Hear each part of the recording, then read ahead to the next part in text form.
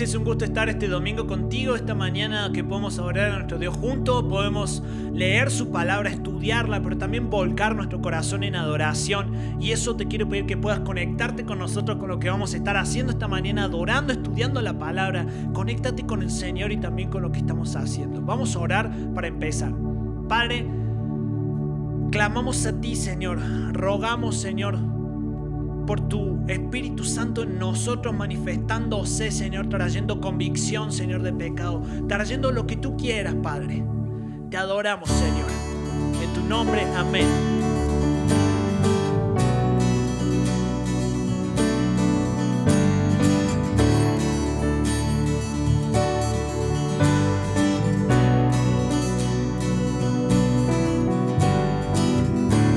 Un nuevo inicio nos ofreces,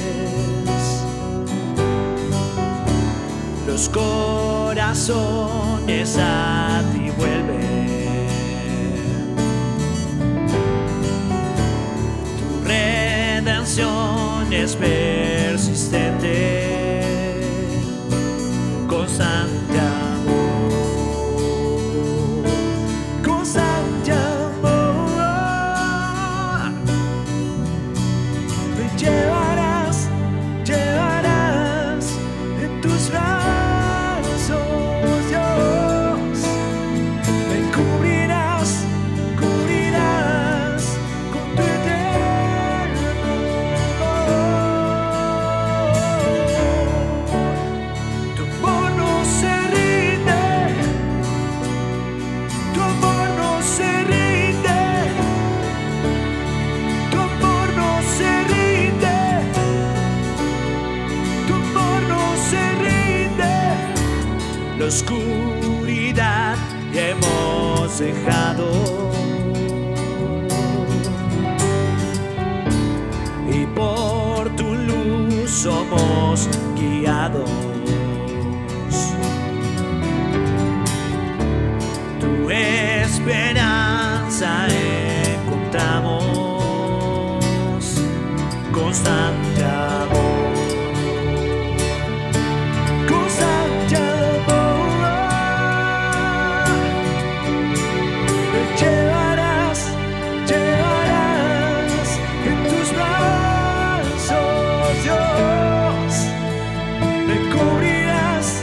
Cubrirás con tu eterno amor.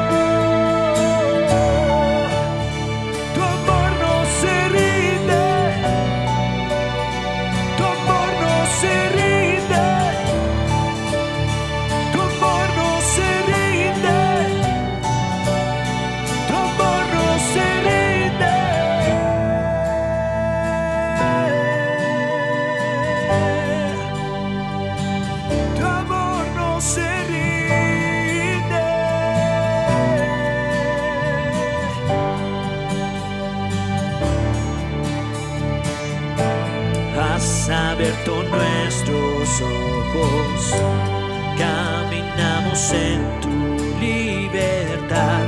Sin cesar tú lucharás para salvar la humanidad. Has abierto nuestros ojos, caminamos en tu libertad. Sin cesar tú lucharás para salvar. Tu amor no se rinde, tu amor no se rinde, tu amor no se rinde, tu amor no se rinde, tu amor no se rinde. Tu amor no se rinde, Señor. No se rindió, no se rendirá, Padre. Gracias, Señor, por tu vida, por el aliento que das de vida en nosotros, Espíritu Santo. Agradecidos estamos por tu poder en nuestra vida. Te damos gracias, Señor, por este tiempo de debilidad, porque hemos visto cómo se perfecciona tu poder. Gracias, Señor, tú eres grande. Te adoramos, Jesucristo, una y otra vez, Señor. Amén. Tu vida das,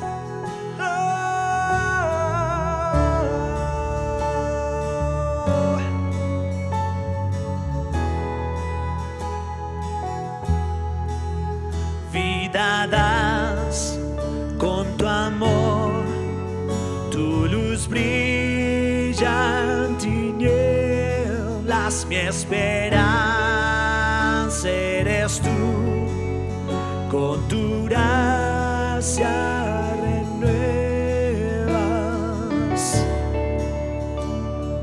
Grande eres Dios, es tu aliento en mi ser, te adoramos a ti, solo a ti es tu aliento en mi ser, te adoramos a ti, solo a ti,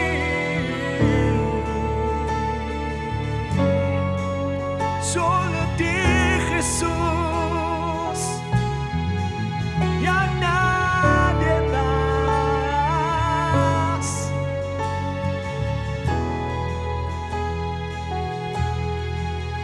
Vida das con tu amor, tu luz brilla en tinieblas, mi esperanza eres tú, con tu gracia renuevas.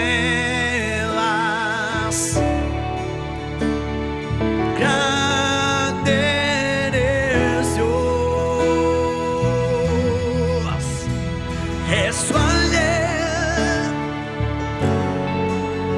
te adoramos a ti, solo a ti es tu aliento en mi ser.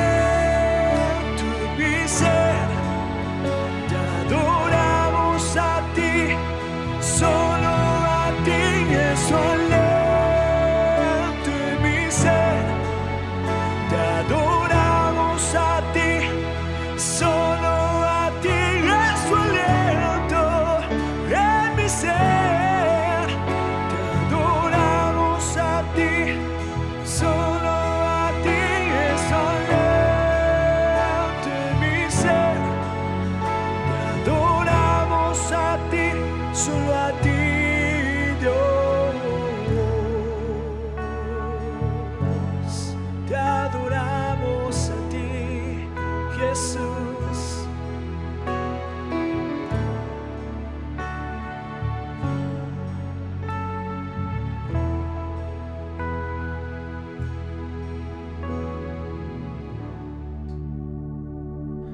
Padre, no hemos guardado tu palabra, no hemos sido diligentes para estar delante de ti. Hemos sido persuadidos por el pecado que mora dentro nuestro. La vanidad, la preocupación y la ansiedad han tomado preeminencia en nuestra persona. Hemos creído que somos autosuficientes para gestionar y direccionar nuestra vida, sin reconocerte como soberano, dueño y absoluto de ella. Y juntos leemos: Señor, reconocemos que necesitamos tu perdón, tu gracia y tu misericordia. Jesús, nuestra boca, mente y corazón te confiesa como el único Dios y Salvador de nuestras vidas. Estamos agradecidos porque podemos acercarnos confiadamente ante ti. Atráenos para que aprendamos a amarte con todo nuestro corazón, con toda nuestra mente y con todas nuestras fuerzas. Amén.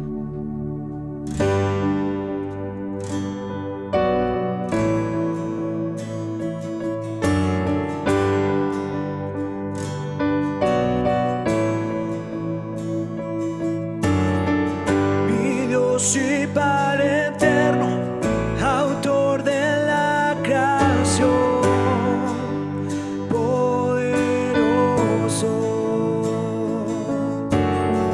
tu espíritu intervino, el verbo se encarnó, Cristo tú salvas, creo en nuestro Dios el Padre, en su Hijo Cristo el Rey, creo en el Espíritu Santo, Dios tres en uno es, creo que resucitaste, que nos levantarás, creo en el nombre de Jesucristo.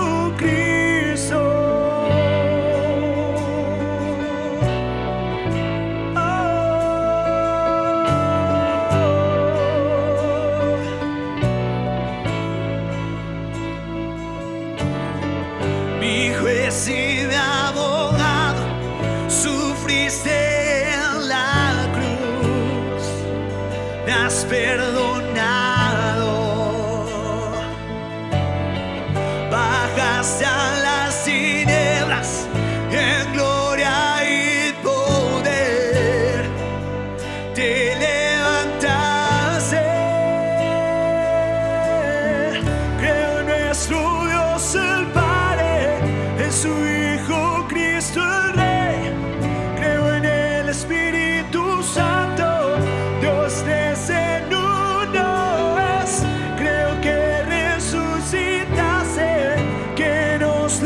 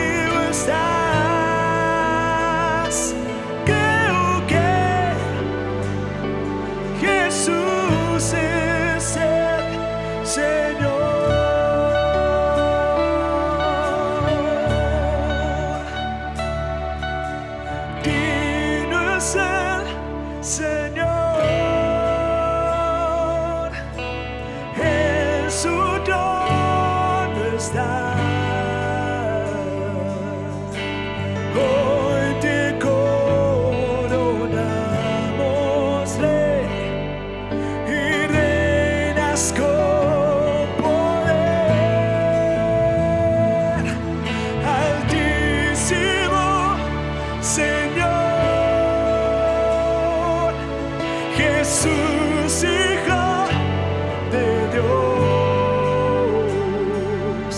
el amado del cielo, en la cruz murió. Digno sea el Señor.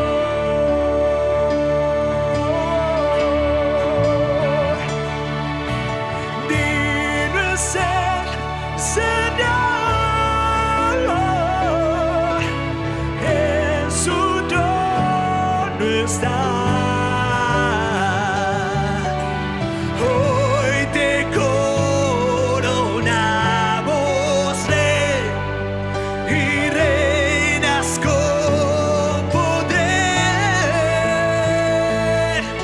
Altísimo Señor, Jesús, Hijo de Dios, el amado del cielo, en la cruz murió. Digno sea el Señor.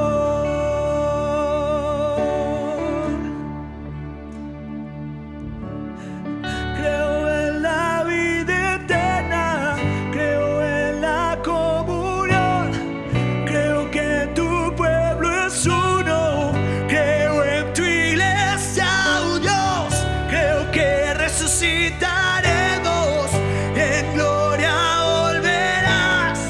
Creo en el nombre de Jesucristo.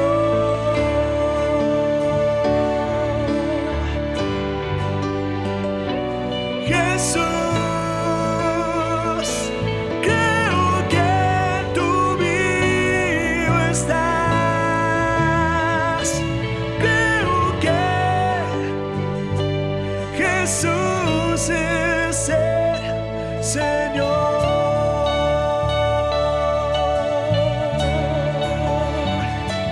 Creo en ti, Jesús. Creo que tú vivo estás. Creo que Jesús es el Señor.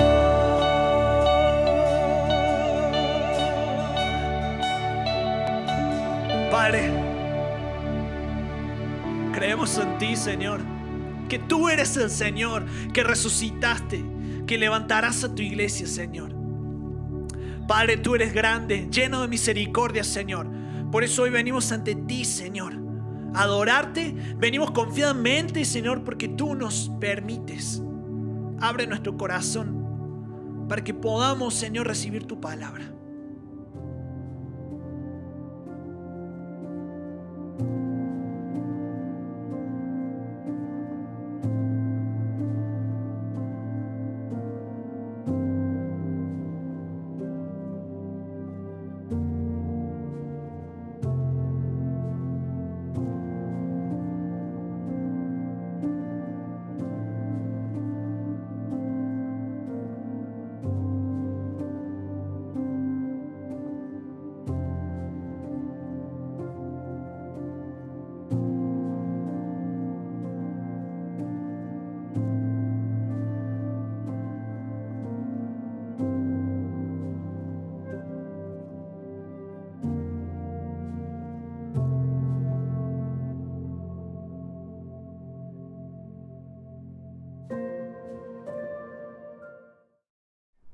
Hola, muchísimas gracias por esta oportunidad, muchas gracias por estarte conectando. Mi nombre es José Amavisca, soy parte de la residencia pastoral aquí en Lumina, en Querétaro, y mi familia y yo estamos trabajando en lo que es el área oriente de Querétaro, en el área de Milenio. El día de hoy vamos a retomar nuestro estudio de la carta de Hebreos. Vamos a estar el día de hoy en los capítulos 7 y 8 de Hebreos. El día de hoy vamos a aprender lo siguiente: rechazar el sacerdocio de Jesús y su nuevo pacto es rechazar la mejor y única oportunidad que tenemos de vivir reconciliados con Dios. ¿Por qué es importante esto? ¿Por qué es importante recordarnos de lo que nos está enseñando el autor de Hebreos, que por cierto es un autor desconocido? Esto nos ayuda porque al estar firmes en quién creemos, al estar nuestra fe y nuestra seguridad, nuestra confianza firme en Jesucristo, esto nos va a ayudar a enfrentar y a bregar las dificultades que nos presenta la vida. Quizá dificultades como las que estamos viviendo el día de hoy, pero también dificultades en cuanto a nuestra fe, cuando nuestra fe flaquea, cuando nos vemos tentados a dejar todo a un lado. Recordar y tener firmes nuestra fe en Jesucristo, la superioridad de su sacerdocio, la superioridad de este nuevo pacto que Él estableció, nos va a ayudar a estar y permanecer firmes. Antes de entrar en la lectura de nuestro texto, quisiera darte un pequeño breve resumen de lo que hemos visto en las enseñanzas anteriores. Primero que nada, el tema general de la carta de Hebreos es que Jesús es mejor. Y Jesús es mejor, lo ha estado demostrando el autor, comparándolo con ciertas creencias que tenían acerca de ángeles y dándoles un lugar mayor a los ángeles que a Jesús mismo. Más adelante se nos habla de distintas otras promesas que habían recibido los judíos, los hebreos, como parte del Antiguo Testamento, y el autor les demuestra cómo Jesús es mayor aún que esas promesas, que es mayor que esos sacerdocios. Les deja entrever también que Jesús es mayor que Moisés mismo. Estamos viendo también y entendemos por el contexto de esta carta que estos judíos que habían creído en Jesús, eran creyentes, eran cristianos de trasfondo judío que habían puesto su fe en Jesús, habían estado considerando regresar a su antigua fe. Habían estado considerando esto por distintas razones. Una de las principales es que habían padecido mucha persecución por causa de su fe. Estaban padeciendo en el momento de escribirte esa carta persecución, y también se les advierte que iban a padecer aún más fe y más dificultades en el futuro. Así que el autor de Hebreos les está escribiendo para animarles, para ayudarles a entender que este sistema al que querían ellos estar regresando era mucho más inferior que Jesucristo mismo, que la fe en Jesucristo. Y al hacer esto les está dando las herramientas para que ellos puedan permanecer firmes. Les está corrigiendo y les está exhortando a través y al demostrar la superioridad de Jesús, les está exhortando a permanecer firmes en su fe en medio de las tribulaciones que van a presentar. Así que vamos a orar. Señor Jesús, te damos muchas gracias por esta oportunidad que tenemos de la tecnología, por la oportunidad que tenemos principalmente de conocerte, porque tú en tu infinita gracia y misericordia nos has permitido conocerte, porque nos permites estudiar tu palabra para conocerte un poco más, Señor. Padre, te pedimos que en este tiempo que estamos estudiando estos pasajes, tú traigas convicción a nuestros pecados, que tú nos redargullas de esas cosas, de esas áreas en nuestra vida que no están firmes en ti. Que podamos nosotros, Señor, tener una perspectiva correcta de la superioridad del sacerdocio de Jesús, de la superioridad de este pacto nuevo que has establecido, Señor Jesús. Ayúdanos, Señor Jesús, durante este tiempo, que tu Espíritu Santo tome control de mis palabras, Señor, y que podamos nosotros, cada uno, ser edificados, que pueda yo edificar a mis hermanos y hermanas que me están escuchando. Te lo pido todo esto en el nombre de Jesús. Amén. Amén. Pues muy bien, primero lo que vamos a empezar probando, o lo que aquí nos dice el autor, es cómo el sacerdocio levítico era imperfecto. Si decimos que el sacerdocio de Jesús es mejor y es más eficaz, ¿esto comparado con qué?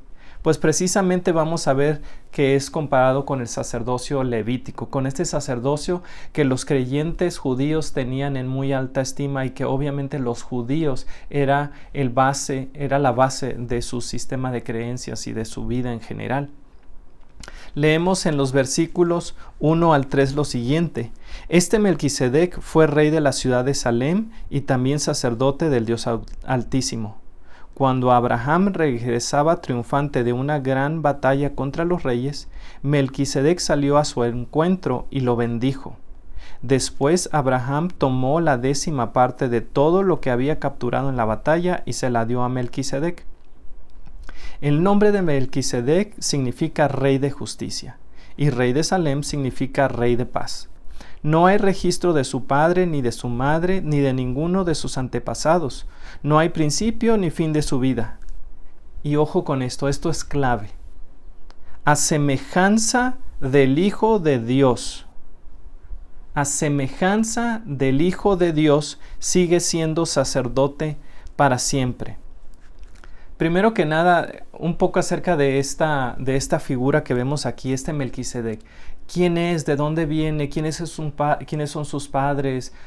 No sabemos más de los cuantos versículos que nos registra Moisés. Sin embargo, el versículo que acabo de leer es, yo creo, muy clave en esto, porque dice a semejanza del Hijo de Dios. A veces los creyentes en este tiempo, y existían ciertas sectas dentro del judaísmo que veían a Melquisedec como este ser celestial, este es el que se le apareció a Abraham, y que en los postreros días, que es un tema del que nos habla Hebreos repetidamente, que Melquisedec en los postreros días iba a regresar, y era Melquisedec quien iba a ofrecer el sacrificio último y definitivo. ¿Qué estaba sucediendo? Al hacer esto, los creyentes estaban relegando a Jesús a ser simplemente un maestro más, otro intérprete de la ley, porque le estaban dando una interpretación incorrecta a lo que Dios nos había dejado ver y lo que les quería enseñar en este pasaje con la figura de Melquisedec. No sabemos mucho de él. Lo que sí sabemos es que se encontró con el patriarca. Sabemos que le salió al encuentro y lo bendijo. Y después también dice que él le ofreció pan y vino. Eso quédatelo en la mente, porque es algo muy importante que vamos a hablar más adelante. Así que vemos primero que nada que los creyentes judíos y de esta área en particular posiblemente estaban malinterpretando a la persona de Melquisedec, y el autor está tomando esta mala interpretación que estaban y la está corrigiendo. El hecho de que gente tome porciones de la Biblia y las malinterprete no resta la eficacia de la palabra. Es por eso que el autor les está tomando para enseñarles, para corregirles, y al mismo tiempo enseñarles acerca de la superioridad de Jesús. Pero recuerden que decíamos que a semejanza del Hijo de Dios, Melquisedec no era mayor que Jesús. Melquisedec era simplemente alguien parecido, era un reflejo, era a semejanza del Hijo de Dios. Ahora vamos a ver cómo. Primero vimos cómo ya existía el precedente de que había un sacerdocio mayor al levítico. Ahora vamos a ver cómo este sacerdocio, según el orden de Melquisedec, es superior a Abraham. Y Abraham mismo lo reconoce. En el versículo 4 al 7 leemos: Consideren entonces la grandeza de este Melquisedec. Incluso Abraham, el padre del patriarca de Israel, reconoció esto al entregarle la 10ª parte de lo que había capturado en la batalla. Ahora bien, la ley de Moisés exigía que los sacerdotes, que son descendientes de Leví, le cobraran el diezmo al resto del pueblo de Israel, quienes también son descendientes de Abraham.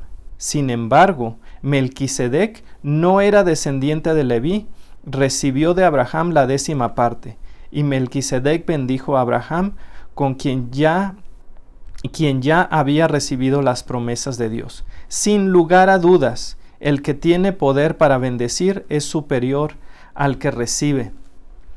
Vemos aquí que está este patriarca, aquel que recibió las promesas de que de él nacería una nación grande, una nación tan numerosa, de que no se pudiera contar, así como no se pueden contar las estrellas de los cielos, las arenas del mar. Este Abraham, de que cuando leemos en la Biblia dice el Dios de Abraham, de Isaac y de Jacob, es este mismo. Y este mismo Abraham reconoce a quien tiene delante de él, y su respuesta es adoración. Fíjate, su respuesta es adoración. El sistema de dar diezmos y ofrendas no existía. Sin embargo, Abraham respondió en adoración al darse cuenta delante de quién estaba. Vamos más adelante en el verso 8 al 10, dice: los sacerdotes que reciben los diezmos son hombres que mueren, así que Melquisedec es superior a ellos porque se nos dice que sigue viviendo. Además, podríamos decir que esos levitas, los que reciben el diezmo, pagaron un diezmo a Melquisedec cuando lo pagó su antepasado Abraham. A pesar de que Leví aún no había nacido, la simiente de la cual provino ya existía en el cuerpo de Abraham cuando Melquisedec recibió su diezmo. Y aquí vemos que efectivamente Dios ya había provisto y había dejado entrever que existiría un sacerdocio mucho mayor, un sacerdocio anterior al levítico. Era un sacerdocio que iba a ir mejorando. ¿Por qué? Porque era un reflejo de Jesucristo mismo, del Hijo de Dios, nos decía el versículo 3. ¿Por qué es importante que les demuestre que había un sacerdocio superior al levítico? Porque precisamente la base de la vida y de la religión judía estaba basada en el cumplimiento de la ley, y parte del cumplimiento de la ley dictaba que solamente los que eran descendientes de la tribu de Leví podían ser y ejercer el sacerdocio, nadie más. Su sacerdocio estaba basado en herencia, estaba basado en la tradición que ellos recibieron. Estaba basado en las obras de los hombres. Vamos a ver en el versículo 11 al 14 lo siguiente. Dice: entonces, si el sacerdocio de Leví, sobre el cual se basó la ley, hubiera podido lograr la perfección que Dios propuso, ¿por qué fue necesario que Dios estableciera un sacerdote diferente, con un sacerdote según el orden de Melquisedec en lugar del orden de Leví y Aarón? Y si cambia el sacerdocio, también es necesario cambiar la ley para permitirlo. Pues el sacerdote a quien nos referimos pertenece a una tribu diferente, cuyos miembros jamás han servido en el altar como sacerdotes. Lo que quiero decir es que nuestro Señor vino de la tribu de Judá, y Moisés nunca habló de los sacerdotes que provinieran de esta tribu. Qué increíble, ¿no? Aquí les está dejando entrever precisamente varias cosas. Les está dejando entrever que había un sacerdocio que era no solo mucho mayor a el levítico, no era solamente mayor al levítico, sino que era mayor a la tribu de Leví en general. Por lo mismo está implicando que era un sacerdote mayor a Aarón mismo, era un sacerdote que era incluso mayor que Moisés mismo. ¿Por qué lo sabemos? Porque este sacerdote Melquisedec era semejante al Hijo de Dios.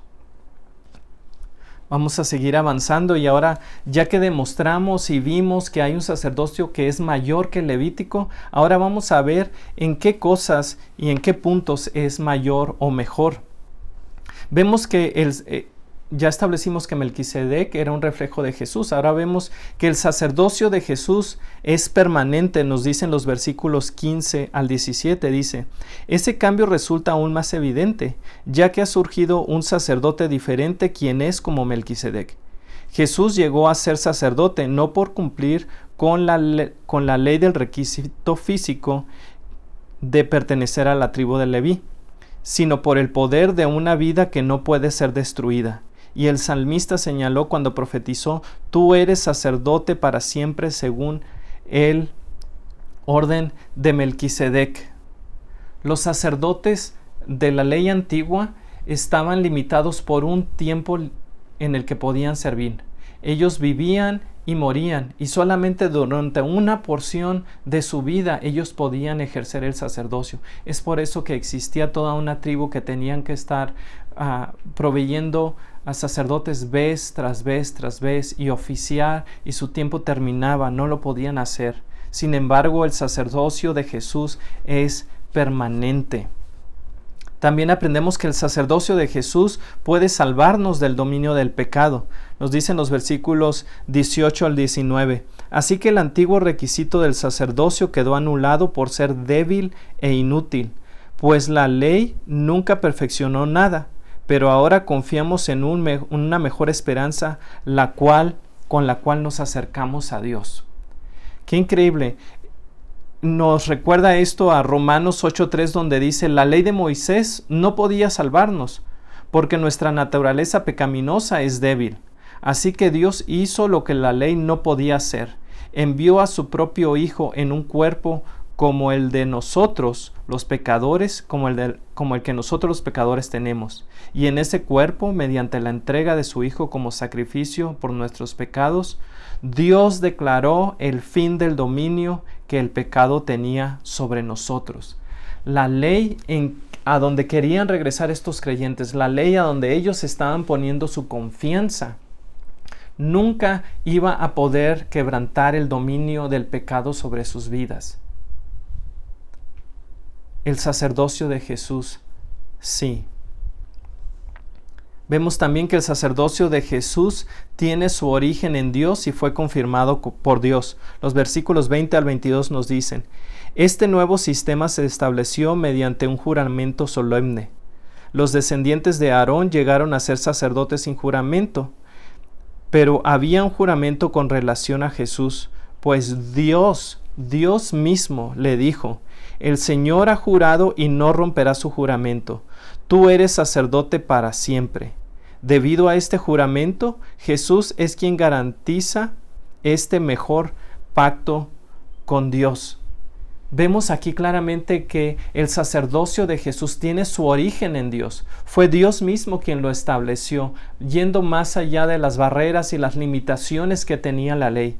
También vemos que fue no solo iniciado por Dios, sino fue confirmado, sellado, establecido. Nada puede romper ni retar el sacerdocio de Jesús.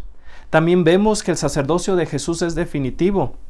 Versículos 23 al 25 nos dicen: hubo muchos sacerdotes bajo el sistema antiguo porque la muerte les impedía continuar con sus funciones. Pero dado que Jesús vive para siempre, su sacerdocio dura para siempre. Por eso puede salvar una vez y para siempre a los que vienen a Dios por medio de Él, quien vive para siempre, a fin de interceder con Dios a favor de ellos. El sacerdocio de Jesús es definitivo, no tiene y no está limitado por la muerte. Sabemos hoy tú y yo, el día de hoy, que Jesús no está en la tumba, que Jesús se levantó y resucitó. La tumba no lo pudo retener. Vemos también que el sacerdocio de Jesús es definitivo porque los sacerdotes morían y sin embargo mientras estaban vivos había que ofrecer sacrificios vez tras vez. Los sacrificios nunca iban a cesar porque la ley nunca iba a cambiar nuestros corazones, nuestra naturaleza. Ahora podemos descansar en este sacrificio único y definitivo que presentó nuestro sumo sacerdote Jesús, que fue su vida misma. El sacerdocio de Jesús es superior porque solo Él es completamente santo. Versículos 26 al 28 nos dicen: Él es la clase de sumo sacerdote que necesitamos, porque es santo y no tiene culpa ni mancha de pecado. Él ha sido apartado de los pecadores y se le ha dado el lugar de más alto honor en el cielo. A diferencia de los demás sumos sacerdotes, no tiene necesidad de ofrecer sacrificios cada día. Esto es, no tiene necesidad de ofrecer sacrificios por sus propios pecados, porque sabemos que Jesús fue santo y puro, sin mancha. Él no tiene esa necesidad como la tenían los sacerdotes levitas. Ellos los ofrecieron primero por sus propios pecados y luego por los pecados del pueblo. Sin embargo, Jesús lo hizo una vez y para siempre, cuando se ofreció a sí mismo como sacrificio por los pecados del pueblo. La ley nombra a sumos sacerdotes que están limitados por las debilidades humanas. Pero después de que la ley fue entregada, Dios nombró a su Hijo mediante un juramento, y su Hijo ha sido hecho perfecto sumo sacerdote para siempre. El sacerdocio de Jesús es superior porque solo Él es completamente santo. Y este último versículo nos resume estos puntos de los que hablamos. ¿Por qué es superior el sacerdocio de Jesús, este sacerdocio similar al de Melquisedec? ¿Por qué es superior al levítico? Porque el sacerdocio de Jesús es permanente. puede salvarnos del dominio del pecado. Tiene su origen en Dios y fue confirmado por Dios. Es definitivo. Es superior porque solo Él es completamente santo. Esto le estaba tratando de decir a los oyentes originales, a los destinatarios originales. Les estaba recordando lo inferior que era a lo que ellos querían regresar, comparado con lo mejor y superior que era la fe, la confianza en Cristo Jesús. No estaba tratando de convencer a nuevas personas que nunca habían escuchado de Jesús. Ellos ya habían entendido y aceptado el mensaje de la gracia y redención en la persona de Jesucristo, y ahora se enfrentaban a más pruebas y consideraban dejar la nueva fe. Les estaba recordando aquello inferior a lo que estaban siendo tentados a regresar. Ahora pasando en nuestro siguiente punto, vemos cómo el sacerdocio de Jesús es mejor porque se basa en un santuario celestial, en un sacrificio perfecto y un nuevo pacto. El sacerdocio de Jesús es mejor porque se basa en el santuario celestial, en un nuevo pacto y en un sacrificio perfecto. Vemos, antes de entrar de lleno en este pasaje, vamos a leer el versículo 5 que dice: ellos sirven dentro de un sistema de adoración que es solo una copia, una sombra del verdadero que está en el cielo.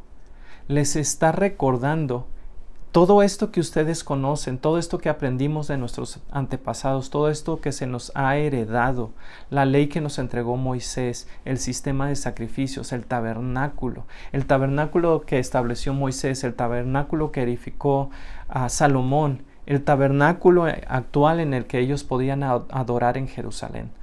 Todos ellos son una mera sombra y copia de lo original. Para ayudar con esto, me recuerda mucho de una ilustración que un amigo mío, Archie, predicó acerca de este pasaje. Y él dice que mientras estaba orando al Señor y pidiéndole que le ayudara a comprender este pasaje, dice que salieron una noche junto con su familia al parque. Y él tiene 2 hijos, una de su hija, la más pequeña en ese entonces tenía unos 5 o 6 años, tiene unos chinos preciosos. Y como era de noche, había ya arbotantes en el parque, y mientras estaban caminando, él se fijó en la sombra de su hija. Y vio que la sombra era efectivamente un reflejo de su hija. En la sombra se podía ver el contorno de ella, se podían ver esos preciosos chinos. Era una sombra fiel al original, a su hija. Sin embargo, la sombra no era su hija. Y esto es lo que estaba sucediendo con estos creyentes. Se estaban enamorando, habían exaltado a un lugar superior a una mera sombra. No se habían dado cuenta de que ya estaban creyendo, ya habían puesto su fe en el original, en Jesús mismo. Y por eso todo esto que vemos ahora tiene un poco más de sentido. ¿Por qué está haciendo tanto énfasis el autor en decirles estas cosas a las que quieres regresar? Son inferiores. Jesús es mejor. Jesús es mejor. Ahora sí vamos a entrar en esto que te decía, que el sacerdocio de Jesús es mejor porque se basa en un santuario celestial. No se basa en el santuario hecho por manos. Se basa en el celestial. Versículos 1 y 2 nos dicen: el punto principal es el siguiente: tenemos a un sumo sacerdote quien se sentó en el lugar de honor, a la derecha del trono del Dios majestuoso en el cielo. Allí sirve como ministro del tabernáculo del cielo, el verdadero lugar de adoración construido por el Señor y no por manos humanas. Qué increíble, los sacerdotes servían dentro de una copia. Jesús no solo sirve en el sacerdocio, en el santuario celestial, sino que Él es ahí donde permanece, donde está hoy en día sentado, sirviendo e intercediendo por ti y por mí. Vemos también en los versículos del 3 al 5 que dice: ya que es deber de todo sacerdote presentar ofrendas y sacrificios, nuestro sumo sacerdote también tiene que presentar una ofrenda. Si estuviera aquí en la tierra, ni siquiera sería sacerdote, porque ya hay sacerdotes que presentan las ofrendas que exige la ley. Ellos sirven dentro de un sistema de adoración que es solo una copia y sombra del verdadero que está en el cielo. Pero cuando Moisés estaba por construir el tabernáculo, Dios le advirtió lo siguiente: asegúrate de hacer todo según el modelo que te mostré aquí en la montaña.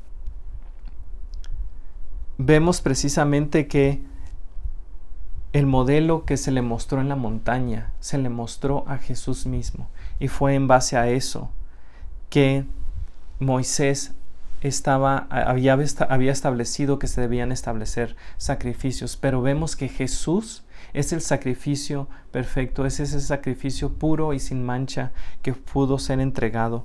Nos recuerda también el versículo 26, dice: esta clase de sumo sacerdote es el que necesitamos, porque es santo y no tiene culpa ni mancha de pecado. Este es el sacrificio perfecto. Ahora vamos a ver también por qué el sacerdocio de Jesús y su relación con el nuevo pacto lo hacen mejor. Primero que nada, leemos de los versículos 6. Pero ahora a Jesús, nuestro sumo sacerdote, se le ha dado un ministerio que es muy superior al sacerdocio antiguo, porque Él es mediador a favor de un mejor pacto con Dios basado en promesas mejores. Si el primer pacto no hubiera tenido defectos, no hubiera sido necesario reemplazarlo con un segundo pacto. Aquí vemos lo siguiente: vemos que el antiguo pacto estaba basado en el cumplimiento perfecto de la ley. El versículo 8 nos dice: pero cuando Dios encontró defectos en el pueblo. Vemos que esta imperfección, esta debilidad de la que habla, no es porque Dios diseñó mal el antiguo pacto, sino que los creyentes en aquel entonces estaban malinterpretando. Ellos creían que a través del cumplimiento de las leyes y los requisitos es como iban a obtener una bendición, es como iban a obtener un perdón perpetuo de sus pecados. No fue así. La ley solamente fue diseñada para ayudarnos a ver, para dejarnos saber que no podemos en nuestros propios esfuerzos y apuntarnos hacia el verdadero sacrificio, hacia Jesucristo mismo. La falla estuvo en la desobediencia humana, en la debilidad de los seres humanos. Vemos en el versículo 9, terminando el 8, dice: llegará el día, dice el Señor, en que haré un nuevo pacto con el pueblo de Israel y de Judá. Este pacto no será como el que hice con sus antepasados, cuando los tomé de la mano y los saqué de la tierra de Egipto. Ellos no permanecieron fieles a mi pacto, por eso les di la espalda, dice el Señor. Sin embargo, aquí quiero hacer un énfasis. Vemos que Dios mismo, en su infinito amor y misericordia por su pueblo, no los dejó que perecieran inmediatamente bajo las consecuencias de su desobediencia. Su gran amor lo movió y lo motivó a establecer un nuevo pacto que sí pudiera lograr el objetivo deseado. Vemos el versículo 10, donde dice y contrasta lo que puede producir y hacer el antiguo pacto y lo que puede hacer el nuevo pacto. Dice el versículo 10, dice: pero este nuevo pacto que haré con el pueblo de Israel en ese día, dice el Señor, pondré mis leyes en su mente y las escribiré en su corazón. Primero que nada, nos va a dar un nuevo corazón. La ley, el cumplimiento de la ley, no podía darnos un corazón nuevo. Íbamos a continuar pecando porque nuestro corazón iba a ser el mismo. Este nuevo pacto dice: les pondré mis leyes en su mente y las escribiré en su corazón. Tendremos un corazón nuevo y renovado, tú y yo, ahora en Cristo Jesús. También vamos a poder conocer a Dios personalmente. Aquí nos dice: yo seré su Dios y ellos me serán mi pueblo. Dios es como si estas palabras que tienen eco en los pactos que Él hacía en el Antiguo Testamento siempre decía: yo seré su Dios, y ellos serán mi pueblo. Aquí estamos viendo que vamos a conocer a Dios personalmente, porque Él va a ser nuestro Dios y nosotros seremos un pueblo. Está hablando ahí acerca de nuestra respuesta que debemos de tener ante Él mismo. Más adelante nos dice en el versículo 11: y no habrá necesidad de enseñar a sus vecinos, ni habrá necesidad de enseñar a sus parientes, diciendo: deberías conocer al Señor, pues todos ya me conocerán, desde el más pequeño hasta el más grande, y perdonaré sus maldades, y nunca me acordaré de sus pecados. Y el último punto que vemos de contraste aquí es que Dios perdonará nuestros pecados para siempre, no se va a acordar de ellos. ¡Qué hermoso este nuevo pacto al que fueron llamados estos oyentes! Qué hermoso ese nuevo pacto al que tú y yo ahora podemos tener acceso en Cristo Jesús. Un corazón nuevo, poder conocer a Dios personalmente y perpetuamente, poder tener la seguridad de que nuestros pecados serán perdonados para siempre. Y ahora terminamos con esto: el establecimiento de un nuevo pacto. Dice el versículo 13, cuando Dios habla de un nuevo pacto, quiere decir que ha hecho obsoleto al primero, el cual ha caducado y pronto desaparecerá. ¿Recuerdas que al principio de lo que estábamos estudiando hablábamos de cuál fue la forma o la manera o con qué objetos bendijo Melquisedec a Abraham? Lo bendijo con pan y vino. Proveyó para sus necesidades a través del pan y vino. ¿También recuerdas que Melquisedec es un reflejo de Jesús? Jesús, la noche que fue traicionado en lo que conocemos como la Santa Cena, la última cena que tuvo con sus discípulos en su cuerpo físico. ¿Qué fue lo que hizo? Vamos a 1 Corintios 11, del 23 al 26, y cómo nos recuerda esto Pablo. Dice: pues yo les transmití lo que recibí del Señor mismo. La noche en que fue traicionado, el Señor Jesús tomó pan y dio gracias por ese pan. Luego lo partió en trozos y dijo: este es mi cuerpo, el cual es entregado por ustedes. Hagan esto en memoria de mí. De la misma manera, tomó en sus manos la copa de vino después de la cena y dijo: esta copa es el nuevo pacto entre Dios y su pueblo, un acuerdo confirmado con mi sangre. Hagan esto en memoria de mí todas las veces que la beban. Pues cada vez que coman este pan y beban esta copa, anuncian la muerte del Señor hasta que Él venga. Jesús, vemos aquí que es el cumplimiento y el establecimiento de este nuevo pacto. Es un pacto muy superior al que existía, porque el que existía era una copia, un reflejo. Abraham era muy inferior a Jesús, porque Jesús es la original. Moisés, aun y cuando era el intercesor por excelencia por el pueblo de Israel, Jesús era muy superior. Él es el único mediador entre Dios y los hombres, nos recuerda el apóstol Pablo cuando le escribe a Timoteo. Sabemos que Jesús ahorita mismo está intercediendo por nosotros delante de Dios en el santuario celestial, donde Él está sentado, donde ha descansado de la obra de redención, porque Él ya murió, entregó su vida y resucitó. Como te recordaba, como te decía en el principio, rechazar a Jesús, su sacerdocio y su nuevo pacto, es rechazar la mejor y única oportunidad que tenemos de reconciliarnos con Dios. Rechazar al sacerdocio de Jesús y su nuevo pacto nos va a hacer que continuemos con nuestra vida llena de cargas y de presiones, que tengamos una ansiedad por la vida, por lo que va a pasar, por lo que va a venir. Pero si tenemos nuestra confianza bien puesta y firme en el sacerdocio de Jesús, en su nuevo pacto, tenemos una esperanza eterna, una esperanza inquebrantable. Sí va a haber dificultades, va a haber tribulaciones, no va a ser fácil atravesarlas. Sin embargo, podemos tener una seguridad eterna y permanente en Jesucristo, nuestro gran y superior sacerdote, y en su nuevo pacto. Oremos. Señor Jesús, muchas gracias por este tiempo, por esta palabra que nos permites estudiar el día de hoy. Yo te pido, Señor Jesús, que tú nos ayudes, Señor, a ver cómo nosotros en muchas ocasiones queremos regresar, queremos quitar nuestra fe y nuestra seguridad de ti y complementarlo con otras cosas. Cómo a veces queremos regresar a lo que sabemos, a lo que podemos ver. Te pido, Señor Jesús, que tú traigas a convicción en cada uno de nuestros corazones, que podamos ver, Señor Jesús, y reconocer nuestra necesidad de ti una vez más. Que podamos ver, Señor Jesús, la gracia que tú tienes, Señor. Aun que tú conoces nuestras debilidades, tú nos perdonas y continúas intercediendo por nosotros, Señor.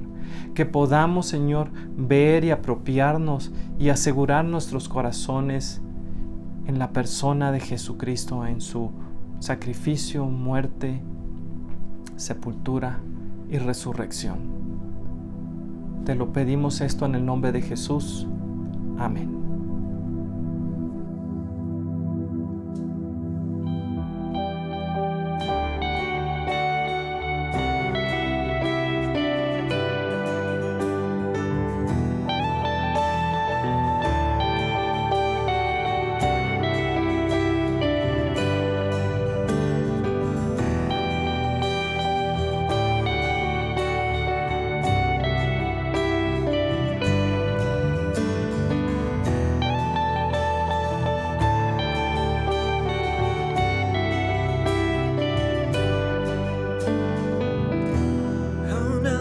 De hablar, tu voz podía oír.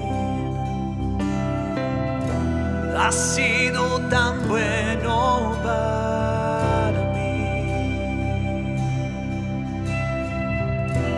Antes de respirar, soplaste tu aliento en mí. Has sido tan bueno para mí.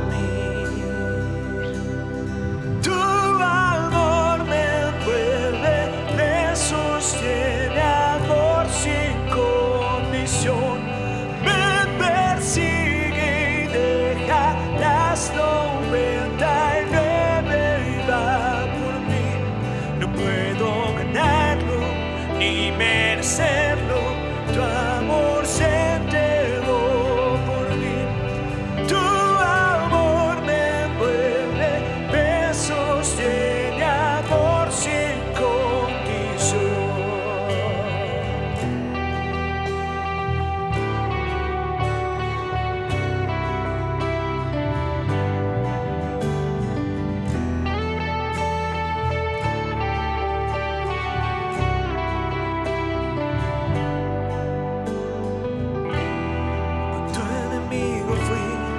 Tu amor luchó por mí. Has sido tan bueno para mí. Cuando indigno fui, pagaste el precio por mí. Has sido tan bueno para mí.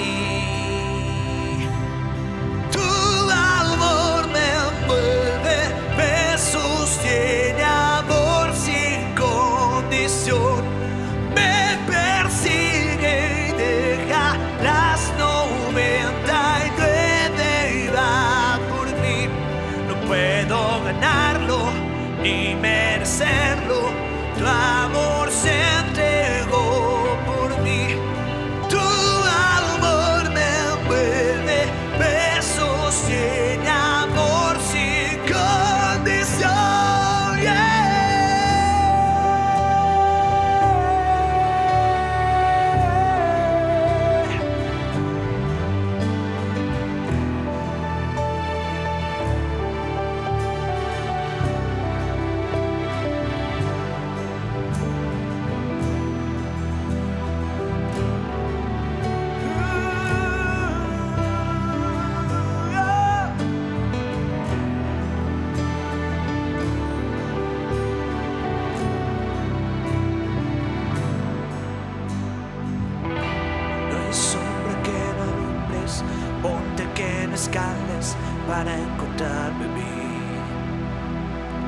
No hay pared que no derrumbes, cadena que no rompas para encontrarme a mí.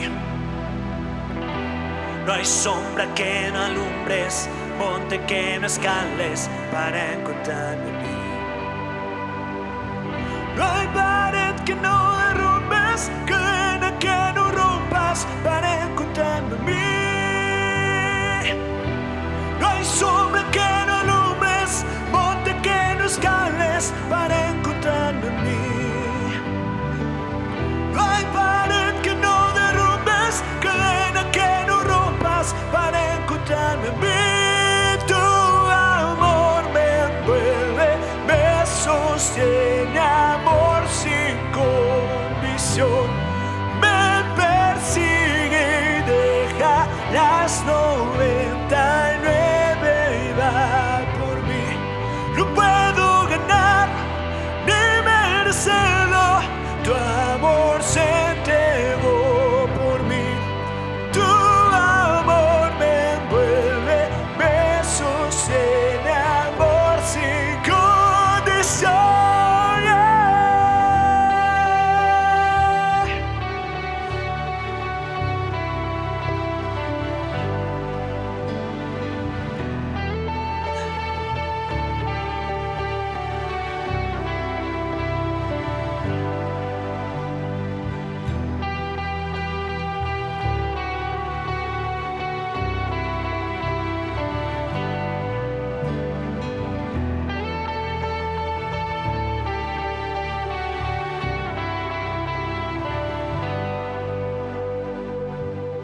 Padre, no hubo condición para tu amor, Señor. Sin poner una condición, Señor, viniste a esta tierra a morir por nosotros y hoy estamos agradecidos por eso, Señor. Buscaste, Señor, a esa oveja perdida que éramos nosotros, Padre. Gracias, Señor. Que la palabra que acabamos de escuchar, Señor, como cada domingo te pido, Señor, sea una realidad, sea carne en nosotros. Hoy te adoramos, Jesús, por quien eres, por la palabra que acabas de traer, Señor. Gracias, Señor. Gracias por confrontar nuestra vida, Señor. Gracias, Padre, por buscarnos, papá. Ayúdanos a practicar, Señor, esta palabra. Ayúdanos, Señor, a que nuestra vida se transforme, Señor, a causa de esto. Te amamos, Señor Jesús. Amén. Iglesia, que tengas un hermoso domingo y que el Señor te bendiga.